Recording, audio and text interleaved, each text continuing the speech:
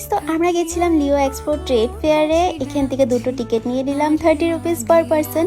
আর ঢুকেই দেখছি এত সুন্দর সাজানো, দেখে মনে হচ্ছিলো একটু ছবি তুলে নিই, কিন্তু আমার বরটা তো একদম ছবি তুলে দিতে পারে না। তো যাই হোক, ভিতরে গিয়ে দেখছি প্রচুর প্রচুর জিনিস এসছে, এত সুন্দর সুন্দর ড্রেস থেকে শুরু করে সাজানো, ঘর সাজানো, হ্যান্ডমেড প্রোডাক্টস। তারপরে এখানে মূর্তি তোমরা দেখতেই পাচ্ছ, তার সঙ্গে ছিল আদিবাসী অয়েল।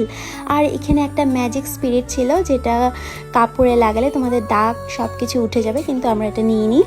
তারপর আমরা চলে গেছিলাম ফ্রিতে পাঁপড় খাওয়ার জন্য। অনেক পাঁপড় খেয়েছি আমরা ফ্রিতে। আর পরে ভাবলাম যে একটা নিয়েই নিই, তার জন্য এক প্যাকেট নিয়েই নিয়েছি।